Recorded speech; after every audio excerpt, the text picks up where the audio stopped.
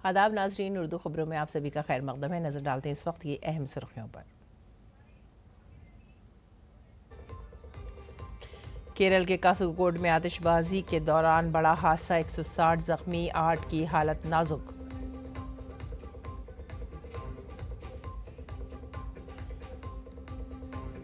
वजीर आजम नरेंद्र मोदी आज रोजगार मेले के दौरान वीडियो कॉन्फ्रेंसिंग के जरिए 51,000 से ज्यादा नौ तकर्रुरी याफ्ता नौजवानों को तकसीम करेंगे तकर्रुरी नामे।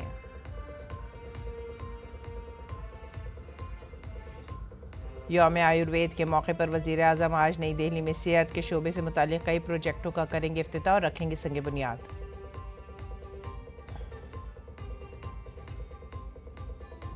महाराष्ट्र में नामजदगी का आज आखिरी दिन, झारखंड असेंबली इंतखाबात के दूसरे मरहले के लिए नामजदगी भी आज आखिरी तारीख।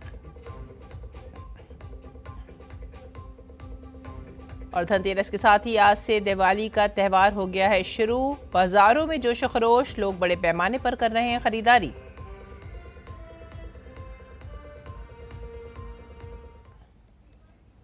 नजर डालते हैं खबरों की तफसीलात पर। सबसे बड़ी खबर इस वक्त की आ रही है केरला से। केरला के कासरगोड में एक मंदिर में कालियट्टम थेयम त्यौहार के दौरान आतिशबाजी के हादसे में तकरीबन 160 लोग जख्मी हो गए।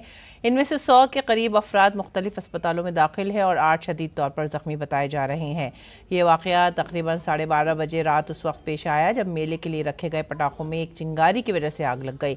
ज़्यादातर लोग इसलिए जख्मी हुए क्योंकि हुजूम ने मौके से फरार होने की कोशिश की। हादसे की हकीकी सूरत हाल अभी तक मालूमात नहीं हो सकी हैं। कासरगोड डिस्ट्रिक्ट कलेक्टर और पुलिस चीफ रेस्क्यू ऑपरेशंस में तालमेल कायम करने के लिए मौके पर मौजूद हैं।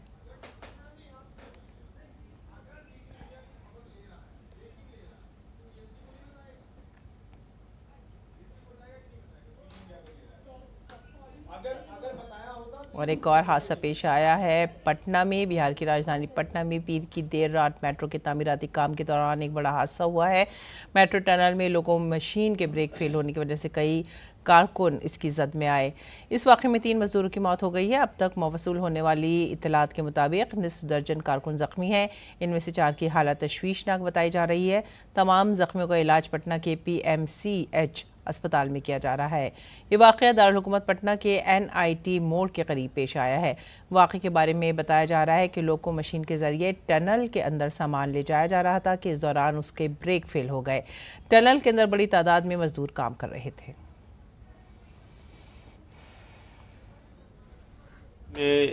यही घटना हुई है कि टनल में कुछ मशीन में खराबी आने के कारण जो है सो 2 व्यक्ति की मृत्यु हो चुकी है और 6 लोग इंजर्ड हैं जिनका इलाज चल रहा है। और आइए अब आगे बढ़ते हैं दीगर खबरों की तरफ। वज़ीर आज़म नरेंद्र मोदी आज 51,000 से ज़्यादा मुंतखब उम्मीदवारों को तकर्रुरी नामे तकसीम करेंगे। वज़ीर आज़म रोज़गार मेले से भी खिताब करेंगे। रोज़गार मेला रोज़गार पैदा करने को तरजीह देने के वज़ीर आज़म के अज़्म की अक्कासी करता है। यह नौजवानों को कौम की तामीर में अपना हिस्सा लेने के बामानी मौक़े भी फराहम करके बाख्तियार बनाएगा। ये रोज़गार मेला मुल्क भर में 40 से ज़ायद मकामात पर मुनक़्क़िद किया जा रहा है।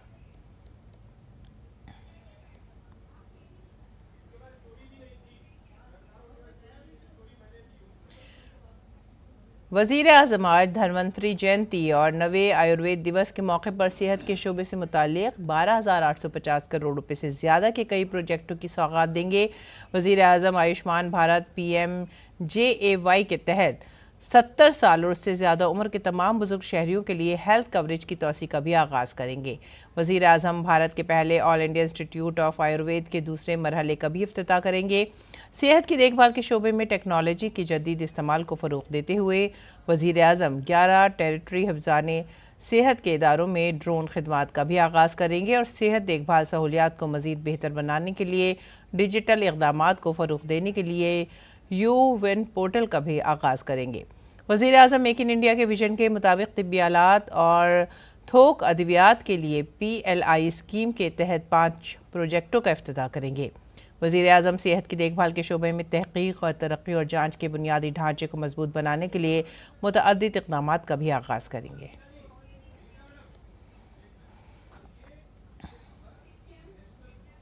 All India institute of medical sciences Rishikesh मुल्क की पहली हेली एम्बुलेंस सर्विस शुरू करने जा रहा है। वज़ीर-ए-आज़म नरेंद्र मोदी और मरकज़ी वज़ीर सेहत और ख़ानदानी बहबूद JP नड्डा आज वर्चुअल मीडियम के जरिए हेली एम्बुलेंस सर्विस का इफ्तिताह करेंगे। इफ्तिताह के मौके पर उत्तराखंड के वज़ीर आला पुष्कर सिंह धामी भी मौजूद होंगे। हेली एम्बुलेंस सर्विस के आगाज़ से वक्त ज़ाय किए बगैर मरीज की जान बचाई जा सकती है। हेली एम्बुलेंस में वेंटिलेटर समेत ज़िंदगी बचाने के तमाम ज़रूरी आलात दस्तियाब होंगे। इसमें डॉक्टरों समेत ज़रूरी तिब्बी अमला भी तैनात किया जाएगा। मुल्क हर साल 31 अक्टूबर को सरदार वल्लभ भाई पटेल की यौम पैदाइश पर कौमी इत्तेहाद का दिन मनाता है। कौमी इत्तेहाद के दिन से पहले आज मरकज़ी वज़ीर दाखिला और ताउन अमित शाह ने सुबह मेजर ध्यानचंद स्टेडियम से एकता रन को झंडी दिखाकर रवाना किया। इस मौके पर मरकज़ी वज़ीर दाखिला अमित शाह ने सरदार वल्लभ भाई पटेल की मजबूत फैसला साजी की ताकत को भी उजागर किया। आजादी के बाद 553 से ज्यादा राजे रजवाड़ों को एकत्रित करने का एक बहुत बड़ी समस्या देश के सामने अचानक ही आकर पड़ी।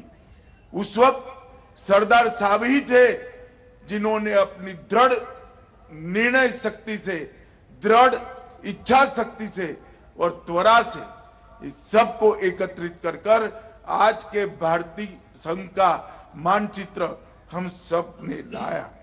और ये सरदार पटेल ही थे जिनकी दृढ़ इच्छा शक्ति के कारण आज देश एक होकर दुनिया के सामने मजबूती के साथ खड़ा है।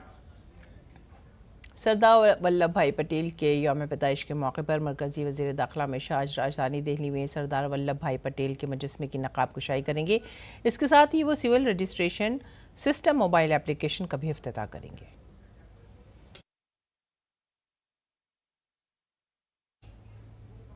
और महाराष्ट्र असेंबली इंतखाबात के लिए कागजात नामजदगी भरने का आज आखिरी दिन है। कागजात की जांच पड़ताल कल होगी। 4 नवंबर तक नाम वापस लिए जा सकते हैं। रियासत की तमाम 288 सीटों के लिए 20 नवंबर को एक ही मरहले में वोटिंग होगी। वोटों की गिनती 23 नवंबर को होगी। महाराष्ट्र के वज़ीर आला एकनाथ शिंदे, नायब वज़ीर आला अजीत पवार और कांग्रेस के सीनियर लीडर विजय वडेट्टीवार ने कल अपने कागजात नामजदगी दाखिल किए। रियासत के वज़ीर जंगलात और भारतीय जनता पार्टी के लीडर सुधीर मुनगंटीवार और महाराष्ट्र नवनिर्माण सेना के सरबराह राज ठाकरे के बेटे अमित ठाकरे समेत कई कद्दावर लीडरों ने भी कल अपने कागजात नामजदगी दाखिल किए हैं। बीजेपी ने महाराष्ट्र असेंबली इंतखाबात में अपने इत्तेहादियों के लिए 4 सीटें छोड़ने का ऐलान किया है। मरकजी वजीर रामदास अठावले की Republican party of India assembly हल्के से इलेक्शन लड़ेगी।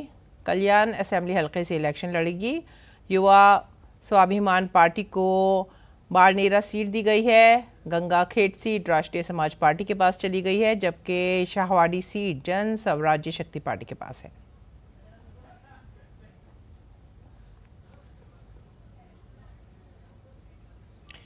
तरक्की के अमल को तेज करने के लिए महाराष्ट्र हुकूमत ने नागपुर और मुंबई को जोड़ने के मंसूबे के तहत बाला साहब ठाकरे महाराष्ट्र समृद्धि महामार्ग की तामीर की है।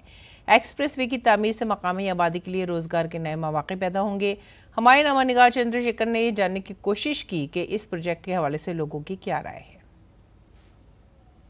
महाराष्ट्र विधानसभा चुनाव में विकास का मुद्दा भी एक बड़ा मुद्दा है, जिससे तमाम पक्ष और विपक्ष के जो लोग हैं वो आपस में वाद प्रतिवाद भी कर रहे हैं। बात करने आए हैं कुछ व्यापारियों से, जिनसे हम जानेंगे कि ये समृद्धि मार्ग क्या सोच है इसको लेकर के, आप किस तरीके से देखते हैं ये जो मार्ग बन के आ रहा है। देखिए, समृद्धि का अर्थ ये होता है कि तरक्की। व्यापारी व्यापार करता है हमेशा तरक्की के लिए, समृद्धि के लिए। तो ये जो समृद्धि महामार्ग का समृद्धि ये नाम रखा है, ये अपने आप में बताता है कि मैं महाराष्ट्र को बहुत अच्छा समृद्ध बनाऊंगा। समृद्धि महामार्ग से विदर्भ का विकास बहुत तेजी से होगा, ये मेरी मान्यता है और ये सच्चाई है। समृद्धि का मतलब होता है हर क्षेत्र में समृद्धि। तो रास्ता ये हर क्षेत्र में जब जाता है तो उस इलाके को वो डेवलप करता है, उसमें परिवर्तन लाता है। तो समृद्धि ने निश्चित परिवर्तन लाया है। पहले हमारे यहाँ जो हम लोग अनाज की गाड़ियाँ बुलाते थे, कई 10-10 दिन लग जाते थे, कई रुकावटें हो जाती थी। आज वो कम समय में हमारे दुकानों तक वो सब माल पहुँचता है। इसका मतलब है कि हमारे जो एक्सपेंसेस थे, जो खर्चे थे, वो खर्चे भी बच गए और कम समय में माल आने से चोरियां बच गई। नहीं तो कई रास्ते में कई उनकी लूटपाट होती थी, चोरियां होती थी। ये सब बातों को समृद्धि ने रोक दिया है। मैंने पुराना समय भी देखा, अभी का समय भी देखा है। वो रास्ते बिल्कुल नहीं थे, आने जाने में समय लग जा रहा है। आज समृद्धि मार्ग बनने से लिए ये सबसे बड़ा विकास विदर्भ का हुआ है, विदर्भ के लिए वरदान साबित हुआ है। यहाँ पर जितना इजी आना जाना शुरू हो गया तो उसके लिए क्या हुआ है कि व्यापार बढ़ गया, खर्चे कम हो गए। वेस्ट में मुंबई है और ईस्ट का कॉर्नर गोंदिया है। ईस्ट से वेस्ट को डायरेक्ट जोड़ने वाली ये समृद्धि महामार्ग अपने आप बताएगा कि ये कैसे महाराष्ट्र की इकोनॉमी के लिए ये एक लाइफलाइन है। मैं जालना जिले से हूँ। जालना जिले का जो रोड था वो इतना खराब था। जालना से राजूर का जो रोड है वो रोड में इतने सारे गड्ढे थे और एक समय था जब वहाँ इनाम रखा जाता था कि ये रोड पे अगर गड्ढे जो गिन के दिखाएंगे उसको 1 लाख रुपए का इनाम देंगे। जब वो वोट करने जाएंगे तो क्या ये विकास के जो मुद्दे हैं ये उनके मन में रहेंगे या जब वो वोट करने जाएंगे? फिलहाल हम व्यापारियों से हमने बात की है कि वो क्या सोचते हैं इसके बारे में। कैमरामैन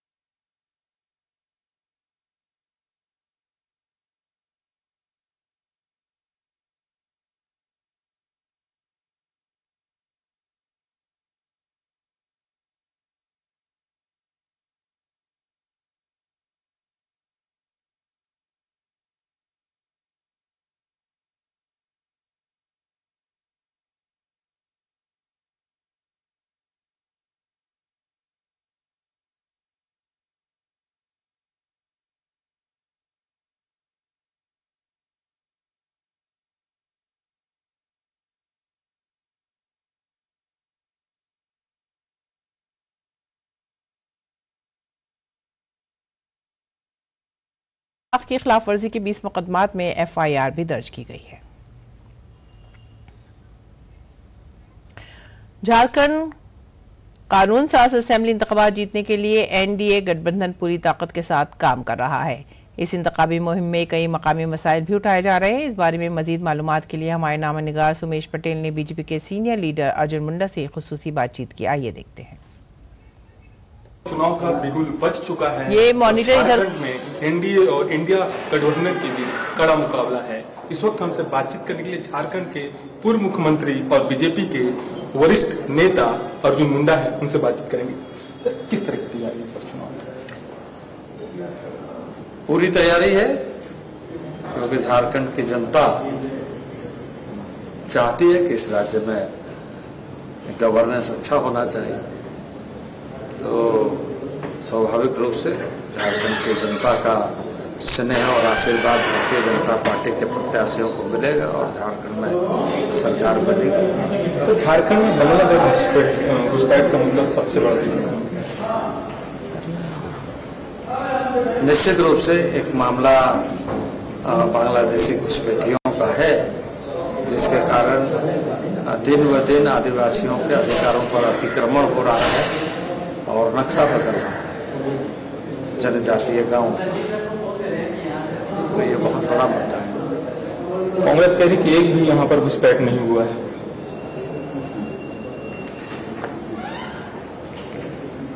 क्योंकि उसी की एक तरीके से कमाई खाने वाले में से ऐसे लोग हैं जो इस तरह की बातें करते हैं। जिन लोगों ने देश को खोखला करने का काम किया है वो इसी तरह की बातें करते हैं। कोल्हान से पिछले बार एक भी सीट BJP को नहीं मिली थी, इस बार किस तरह का दावा है?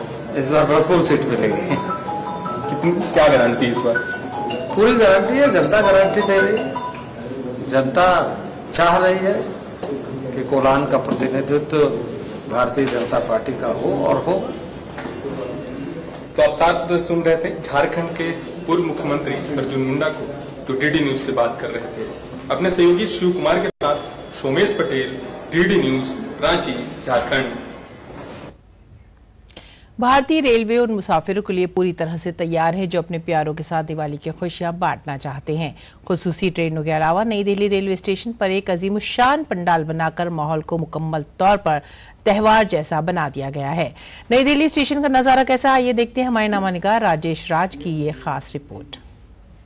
हम जिस पंडाल में खड़े हैं, ये पंडाल कोई शादी ब्याह के लिए नहीं बनाया गया है, बल्कि ये नई दिल्ली रेलवे स्टेशन का एक ऐसा पंडाल है जिस पंडाल में लोग अपनी गाड़ी की प्रतीक्षा कर रहे हैं। ये भारतीय रेल की ये कोशिश है कि वो मुसाफिरों को त्योहार के सीजन में लग्जरी सुविधा उपलब्ध कराने की कोशिश करें। त्यौहार के माहौल में नई दिल्ली रेलवे स्टेशन का मंजर वाकई काफी बदल गया है। रेलवे मुलाजमीन स्टेशन पर मुसाफिरों का बंदोबस्त करने में मसरूफ हैं, जिन्हें आमतौर पर अफरा तफरी का सामना करना पड़ता है। बुजुर्गों को प्लेटफॉर्म तक ले जाने की कोशिश करते हुए नजर आ रहे हैं रेलवे मुलाजमीन। इसके अलावा पंडाल के साथ ही इजाफी टिकट काउंटर भी बनाए गए हैं, जहां एटीएम की सहूलियात भी बहाल है और मुसाफिर डिजिटल मीडियम से टिकट भी खरीद सकते हैं। भारतीय रेल ने दिवाली और छठ के मौके पर अपने गांव जाने वाले मुसाफिरों के लिए मुल्क भर में 7,000 स्पेशल ट्रेनें चलाने का फैसला लिया है, जो पिछले साल के मुकाबले तकरीबन 2,000 ज्यादा हैं। लास्ट ईयर रिकॉर्ड नंबर था 4,500 ट्रेन का। इस साल उससे भी ज्यादा 7,000 ट्रेन चलाई जा रही है छठ और दीपावली के लिए स्पेशल, यानी करीब करीब 2 लाख लोग एक्स्ट्रा डेली ट्रैवल कर पाए, वो व्यवस्था की जा रही है। हिंदुस्तानी रेलवे का वसी नेटवर्क हर रोज 2 करोड़ 30 लाख मुसाफिरों को उनकी मंजिल तक पहुंचाता है। त्योहार के मौसम में ये तादाद तकरीबन 2.5 करोड़ तक पहुंच जाती है। इसका मतलब है कि तकरीबन 20 लाख इजाफी मुसाफिर त्योहार के मौसम में खुसूसी ट्रेनों के जरिए एक जगह से दूसरी जगह सफर करते हैं। शुमाली रेलवे ने नई दिल्ली रेलवे स्टेशन के एक बड़े पंडाल में बहुत सी बुनियादी सहूलतों को बहाल कर दिया है। इन 7,000 ट्रेनों में 1 करोड़ से अधिक सीटें जो है वह सृजित की गई है, उनकी व्यवस्था की गई है। इस पंडाल में इंक्वायरी सेंटर्स, फूड स्टॉल्स, पीने के पानी और तफरी के लिए बड़ी LED लगाई गई हैं। सबसे ज्यादा भीड़ दिल्ली के मुख्तलिफ स्टेशनों से चलने वाली ट्रेनों पर है, इसीलिए नई दिल्ली रेलवे स्टेशन पर हिफाजत के कई कड़े इंतजामात के बीच मुसाफिरों को रवाना किया जा रहा है। CCTV कैमरे की संख्या बढ़ाई गई है। आप जैसा देख सकते हैं पंडाल में भी जगह जगह अगर आपको CCTV कैमरे दिखेंगे, ताकि भीड़ की ऑनलाइन मॉनिटरिंग हम कर सकें, लाइव मॉनिटरिंग कर सकें और साथ ही साथ चप्पे चप्पे की जो फुटेज है वो हमारे पास रहे। नई दिल्ली रेलवे स्टेशन के अजमेरी गेट से प्लेटफॉर्म तक पहुंचने के लिए मखसूस जुमरे के मुसाफिरों के लिए अलग अलग गेट बनाए गए हैं, ताकि भगदड़ को रोका जा सके। ट्रेन में सवार होने के दौरान कोई अफरा तफरी ना हो, इस बात को भी यकीनी बनाने की कोशिश की गई है। RPF एहलकार चौकस खड़े हैं। रेलवे आपको विशेष इंतजाम के साथ प्लेटफॉर्म से लेकर बर्थ तक पहुंचने में आपकी मदद करेगा। बस मुसाफिरों से ये दरख्वास्त है कि वो जब रेलवे स्टेशन पर पहुंचे तो पूरी जानकारी के साथ पहुंचे। कैमरामैन विश्वबंधु के साथ नई दिल्ली रेलवे स्टेशन से राजेश राज, DD न्यूज के लिए। और वजीर आजम नरेंद्र मोदी आज all India institute of medical sciences यानी एम्स दिल्ली में एक नए जन औषधि सेंटर का इफ्तिताह करेंगे। इस जन औषधि केंद्र में 2000 से ज्यादा मयारी जेनरिक अद्वियात और 300 से ज्यादा सर्जिकल आलात इंतहाई कम कीमत पर दस्तयाब होंगे। एम्स OPD में रोजाना 12 से 15,000 मरीज इलाज के लिए आते हैं। हमारे नवानिगार नितेंद्र सिंह ने एम्स के जन औषधि सेंटर का जायजा लिया। प्रधानमंत्री 29 अक्टूबर को एम्स के अंदर ये जन औषधि केंद्र है, इसका उद्घाटन करेंगे और ये जन औषधि केंद्र एम्स कैंपस में बना हुआ है, जहां पर राजकुमारी अमृत कौर OPD है, उससे ठीक सटा हुआ है। और इससे फायदा ये होगा कि जो भी एम्स में दिखाने मरीज आते हैं, OPD में तकरीबन हर दिन 12 से 15,000 मरीज आते हैं, तो उनको यहाँ पर जो डॉक्टर दवा लिखेंगे एम्स के, वो सारी दवाइयाँ यहाँ पर मिलेगी। इस जन औषधि केंद्र में लगभग 2000 से अधिक दवाइयाँ और 300 से ज़्यादा सर्जिकल उपकरण उपलब्ध रहेंगे और बहुत ही सस्ती दर पर यहाँ पर दवाएं मिलती है। कम से कम 50 से 90% तक सस्ती दवाएं यहाँ मिलती है। तो आप समझ सकते हैं, चाहे वो डायबिटीज के मरीज हो, कैंसर के मरीज हो, हार्ट के मरीज हो या बाकी दूसरी जो बीमारी है उनके मरीज है, उनको यहाँ पे बहुत ही सस्ती दवाइयाँ मिलेगी। और ये बहुत अच्छी पहल है, क्योंकि मरीजों को सबसे ज़्यादा जो इलाज पे जो खर्च होता है वो दवाइयों में होता है। और जब जन औषधि केंद्र एम्स में खुल रहा है तो उससे फ़ायदा मरीजों को होगा और उनको उनकी जो जेब पर कम बोझ पड़ेगा। इस तरीके की जो जन औषधि केंद्र है पूरे देश भर में करीब करीब 14,000 से अधिक बन गई है और अगले 2 साल में 25,000 जन औषधि केंद्र खुलेंगे देश भर में, जहां सस्ती दवाइयां मिलेंगी 50 से 90% तक की। और ऐसा अनुमान लगाया जा रहा है कि हर दिन करीब करीब 1,000 जो मरीज हैं वो यहाँ से दवाई खरीद सकते हैं। ये इस तरह की कैपेसिटी रखी गई है कि 1,000 लोग भी अगर खरीदते हैं तो कोई उनको दिक्कत न हो। आप देखिए बहुत ही अच्छा काउंटर बना हुआ है, कई सारे काउंटर हैं जहाँ पर मरीज आकर के इत्मीनान से वो दवाइयाँ ले सकते हैं। और इस तरह आप देखिए, विनय हमारे कैमरा पर्सन दिखाएंगे कि जो जन औषधि केंद्र में सैनिटरी नैपकिन भी मात्र 1 रुपये में मिलता है, जो आप देख सकते हैं कि बहुत ही किफ़ायती दर पे सैनिटरी नैपकिन भी मिलता है यहाँ पर। और ये बहुत ही इम्पोर्टेंट है कि बहुत ही देखिए बाजार के ब्रांड जो है उनसे 75% तक सस्ती दवा ये जो सैनिटरी नैपकिन है यहाँ पर मिलता है। तो ये बहुत ही फायदेमंद होने वाला है। जो भी मरीज एम्स में इलाज कराने आएंगे उनको सस्ती दर पे इस जन औषधि केंद्र से दवाइयाँ मिलेगी। कैमरामैन विनय के साथ Nitendra Singh, DD news, AIIMS Delhi. Spain के वजीर आजम पेड्रो सांचेज आज मुंबई के दौरे पर होंगे, जहां वो CII के ज़ेर एहतमाम स्पेन बिजनेस समिट में शिरकत करेंगे। इस छोटी कॉन्फ्रेंस में मरकजी वजीर नितिन गडकरी भी शिरकत करेंगे।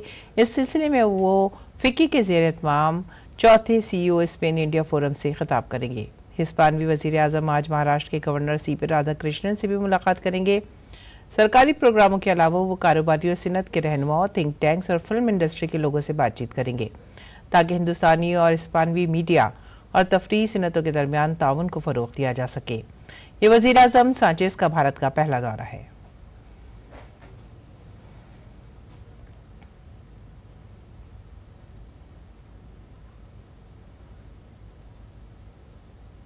दारुल हुकूमत दिल्ली में जहरीली हवाओं का जोर बढ़ता जा रहा है। कई इलाकों में हवा में तहलील होने वाले जहर ने लोगों की सांसों पर हमला करना शुरू कर दिया है। फिजाई आलूदगी से लोगों की आंखें जल रही हैं। लोग खांसी और गले के खराश से भी परेशान हैं। हवा के म्यार का इंडेक्स इंतहाई ख़राब कैटेगरी तक पहुंच गया है। अगर हम दारुल हुकूमत दिल्ली में आज सुबह के हवा के म्यार के इंडेक्स की बात करें तो ये नरेला में 313, अलीपुर में 306, मुंडका में 338, सोनिया विहार में 313, आनंद विहार में 314, जहांगीरपुरी में 306 और वजीरपुर में 309 रिकॉर्ड किया गया। आने वाले दिनों में इसमें मजीद इजाफा मुतवक्किल है, जो इंसानी सेहत पर मुज़िर असरात डालेगा।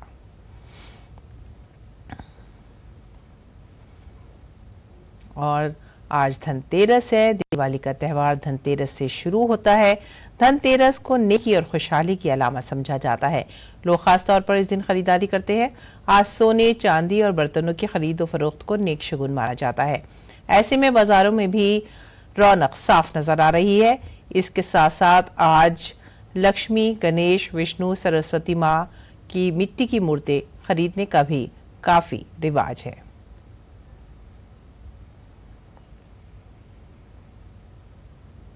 नाजरीन, अब पेश है दिल्ली से शाया उर्दू अखबारात का मुख्तसर जायजा।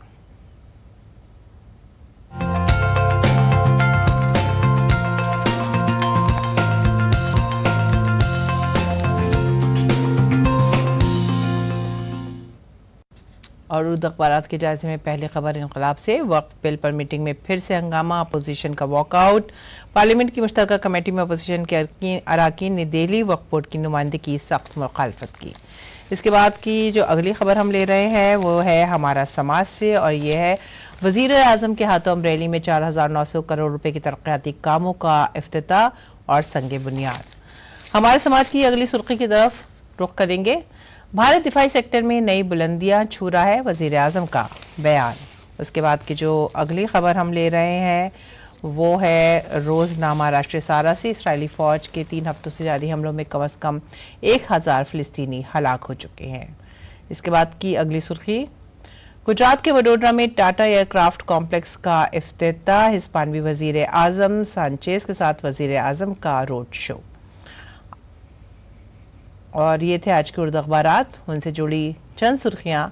आइए अब नजर डालते हैं बैन अल-अक़वामी खबरों पर।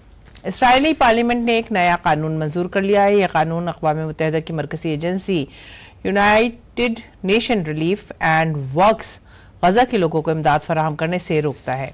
इस कानून के जरिए अक़वाम मुत्तहिदा के इदारों को इसराइली सरजमीन पर काम करने से रोकने के एक शक मौजूद है। इस बिल में फ़िलिस्तीनी पनाह गुज़ीनों के लिए अक़वाम मुत्तहिदा की रिलीफ एंड वर्क्स एजेंसी को इसराइल के अंदर किसी भी किस्म की सरगर्मियाँ करने या खिदमात फराहम करने से मना किया गया है। ये कानून एक ऐसे वक्त में मंजूर किया गया है जब इसराइल और हमास के दरमियान 1 साल से ज़ायद अरसे तक जारी लड़ाई में सैकड़ों अफराद हलाक हो चुके हैं। इस कानून को इसराइली पार्लियामेंट में 10 के मुकाबले में 92 वोटों से मंजूर किया गया।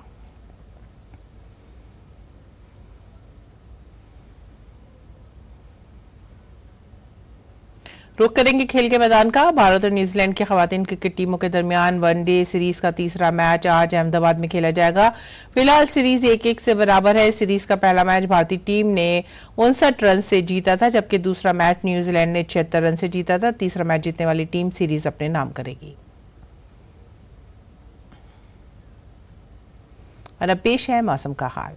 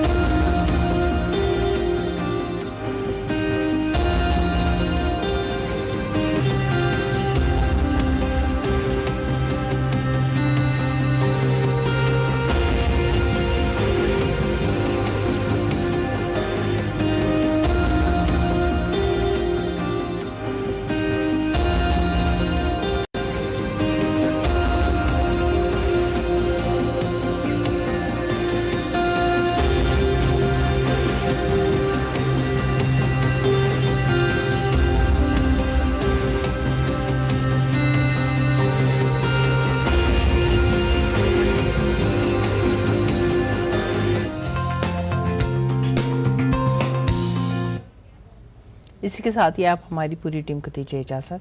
आदाब।